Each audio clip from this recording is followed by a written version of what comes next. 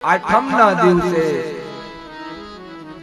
ભગવાન કૃષ્ણનો જન્મ થયો ને એનો ઉત્સવ નવમી ને સવારે ઉજવવાનો. આજે ગોકુળમાં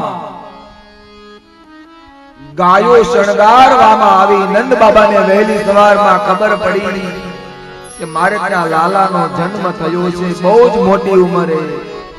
એટલે આજે ગોકુળની ગાયો શણગારવામાં આવી.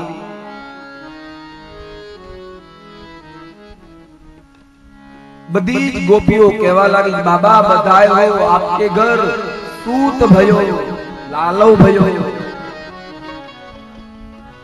વેદજ્ઞ અને દેવજ્ઞ બ્રાહ્મણો વેદઘોષ કરવા લાગ્યા.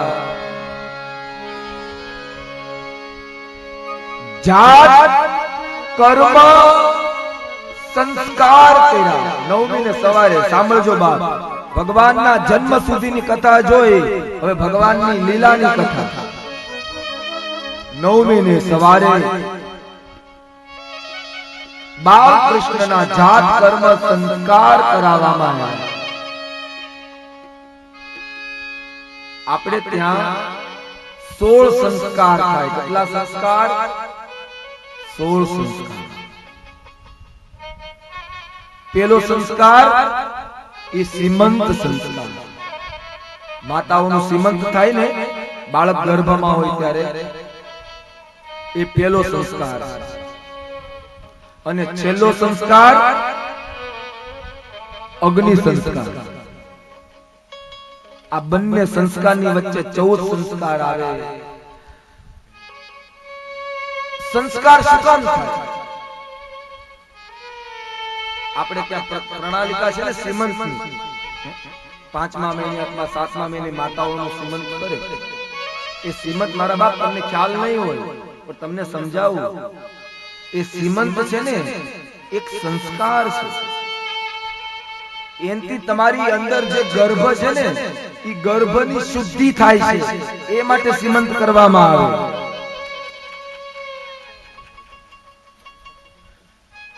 ગર્ભની શુદ્ધિ સંસ્કારથી, મનની શુદ્ધિ ભગવાનના ધ્યાનથી, અને ધનની શુદ્ધિ ભગવાનના દાનથી. નંદ બાબા ઉદાર હાથે દાન આપવા લાગ્યા. તમારે ત્યાં બાળક જન્મે ને બાપ, તો તમે દાન કરજો.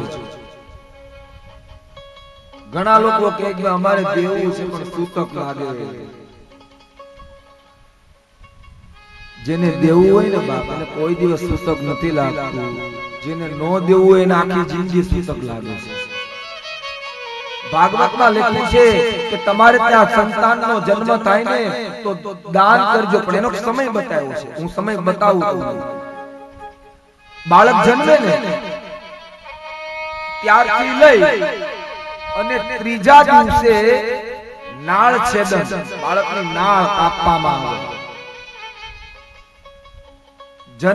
જન્મે ત્યારથી લઈ અને નાળ કપાય ત્યાં સુધી તમે જેટલું દાન કરો ને, એટલું દાન નો નાશ નથી થતો. એ દાનનું તમને અક્ષય પુણ્ય પ્રાપ્ત થાય છે.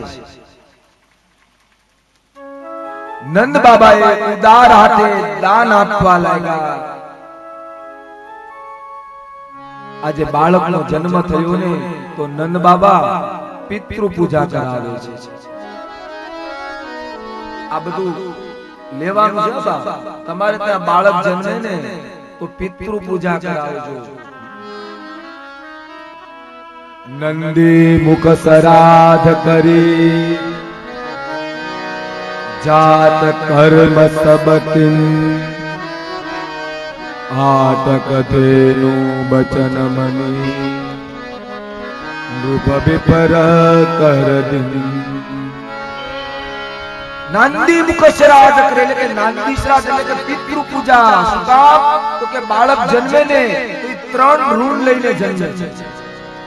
દેવ ઋણ એટલે દેવતાઓની પૂજા કરવામાં આવે. બીજું પિતૃઓનું ઋણ લઈ તમારે ત્યાં જે સંતાન થાય ને એ તમારા પિતૃઓના આશીર્વાદથી તમારા પિતૃઓની કૃપાથી તમારે ત્યાં સંતાન થાય છે તો એ પિતૃનું ઋણ લઈને આવે છે અને ત્રીજું સમાજ નંદ બાબાએ બ્રાહ્મણોને 30 ગાયોનું દાન કર્યું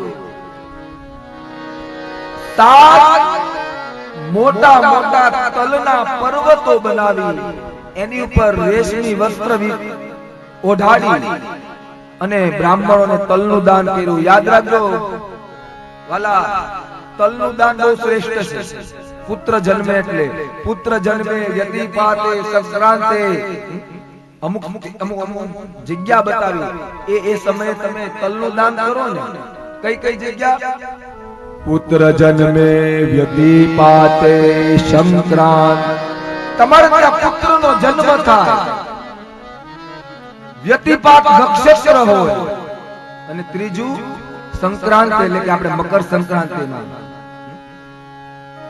આ 3 જગ્યા એવી બતાવી એમાં તમારે તલનું દાન કરો ને તો બહુ સારું તો નંદ બાબાએ બાલકૃષ્ણના જન્મ ઉપર 7 મોટા મોટા તલના પર્વતો બનાવી અને બ્રાહ્મણોને દાન કર્યા આજે વહેલી સવારે નંદ બાબાને ત્યાં લાલો થયો છે એમ સાંભળતા સર્વ ગોપીઓ આનંદિત થઈ ગોપીઓ પોતાની જાતને શણગારવા લાગી